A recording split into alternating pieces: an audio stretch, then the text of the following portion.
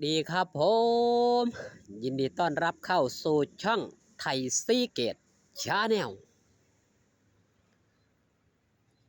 กับบรรยากาศแดดอุ่นๆครับ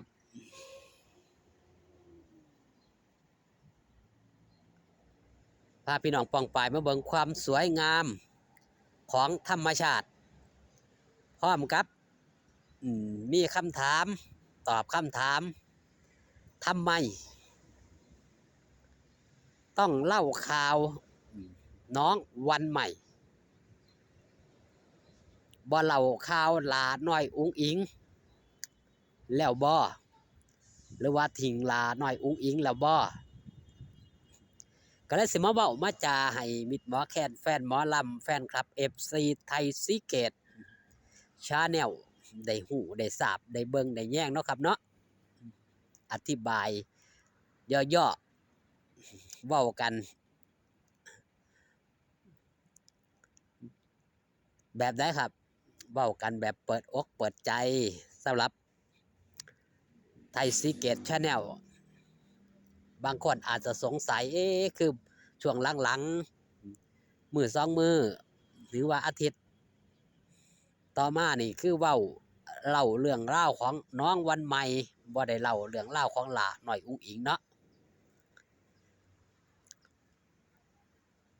ช่วงนี้ครับถือว่าน้องวันใหม่นี่กำลังเป็นกระแสกำลังเป็นที่นิยม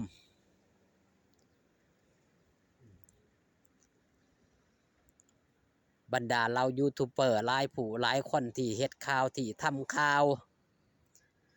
หันมาให้ความสนอกสนใจซอยกันเบิ่งซอยกันแย่งซอยกันผลักดันถือว่าเป็นศิลปินน้องใหม่ขององค์กรสาวน้อยเพชรบันแพงแล้วบ่เฮ็ดข่าวหลาน้อยอุ๋งอิงแล้วบ่ก็คือเก่าครับหลาน้อยอุ๋งอิงก็ยังคงเก่าคงเดิม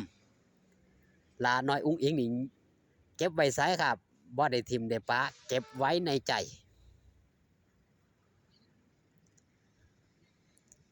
เพราะหลาน้อยอุ๋งอิงเองก็ให้ความเมตตาให้ความอุปการะน้องวันใหม่เช่นเดียวกันดันน้องเต็มที่ผู้บริหารอย่างบอสโจก็ยังดันเต็มที่ครับผลักดันเพื่อให้เด็กหน่อยคนหนึ่งไปสู่ฟังฝัน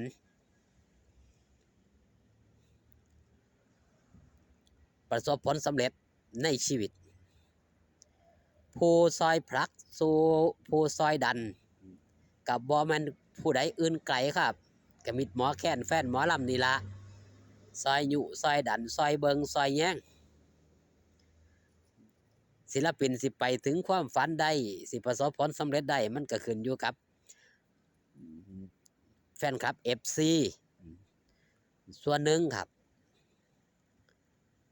โตศิลปินเองส่วนหนึ่งผู้เบิงแย่งส่วนหนึ่งครับผู้เบิงแย่งที่อยู่ใกล้ชิดหรือว่าผู้ตัดสินใจนั่นก็คือผู้บริหารองค์กรสาวน้อยเพชรบ้านแพงเฮาเสียในว่าเพิ่นเปิดไฟเขียวเตรียมผลักดันน้องวันใหม่ให้ขึ้นสู่ช่องหลักให้ขึ้นสู่ช่องใหญ่หลายๆช่องหมู่เฮาเจ้าข่อยก็เล็งเห็นหยังครับเล็งเห็นความสามารถของเด็กน้อยคนหนึ่งการกระทำตนการกระทำโตของหลาน้อยวันใหม่ก็ถือว่าเป็นเด็กน้อยที่บ่มีจริตจักร้านที่บ่มีหยังมาแต่งเติมคำเว้าคำจาก็ยังเป็นเด็กน้อยมันก็ยังพอหัดได้พอฝึกได้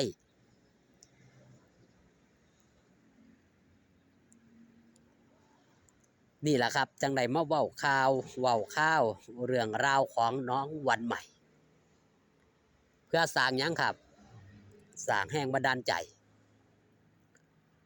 ให้กับน้องวันใหม่เอง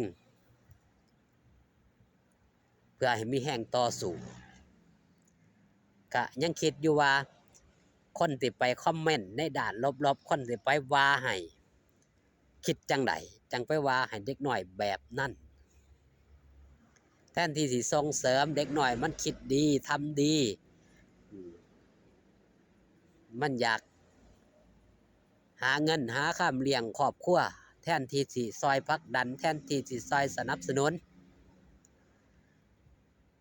ยังมาพิมพ์คอมเมนต์ลบๆยุแยงตะแคงรั่วบอกง่ายๆครับคือกับว่าเห็นคนอื่นได้ดีบ่ได้ว่าซั่นเถาะคนประเภทนี้เนาะมันก็มีอยู่ในโลกอยู่มันก็ธรรมดาครับมีดีก็ต้องมีบ่ดีมีคนดีก็ต้องมีคนบ่ดีมีทุกข์มันก็ยังมีรวยเนาะมีหังมีมันก็ยังมีคนจนมีคนรวยมียศถาบรรดาศักดิ์ก็ยังบ่ก็ยังเสื่อมลาภเสื่อมยศเปรียบเสมือนหยังครับรูปธรรมทั้ง8หรือว่าโลกธรรมทั้ง8นั่นล่ะมีลาภเสื่อมลาภมียศเสื่อมยศมีสรรเสริญมีนินทามีสุขมีทุกข์เป็นธรรมดาครับก็ต้องทำใจในการอยู่บนโลกใบนี้ต้องอยู่ให้ได้ต้องอยู่ให้เป็นต้องเย็นให้พอมันถึงสิอยู่บนโลกใบนี้ได้โดยเฉพาะโลกมายาอย่างวงการหมอหลองหมอลำนี่ถ้าจิตใจบ่เข้มแข็งอีหลีอยู่ได้ยากครับผู้บางคนโดดอยู่ปั่นกบอยู่วงนี้ลึงฤดูกาลโดดไปอยู่วงนั้นอีกบ่หาจบฤดูกาลโดดซ้ายโดดขวาโดดอยู่ปั่นกบก็มีครับเนื่องจากหยังครับสภาวะส่วนหนึ่งคือทางด้านจิตใจบ่เข้มแข็งพอ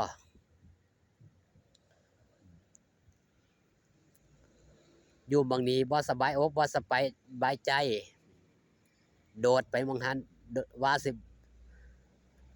สีมวนว่าสีเสื่อนอยู่บ่ได้พอเข้าโดดอีกนั่นคือความเป็นจริงครับ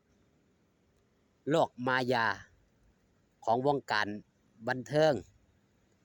มันต้องอยู่ให้เป็นมันต้องเย็นให้พอมันก็ต้องทำใจ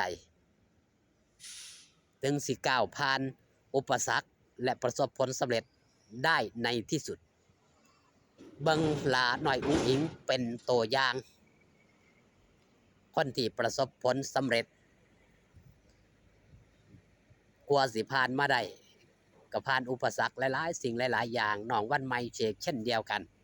เพิ่งจะเริ่มต้นเอาคลิปนี้ฝากตอนเอาไว้แต่เพียงสำนีครับพอกันคลิปหน้าสบายดีครับผม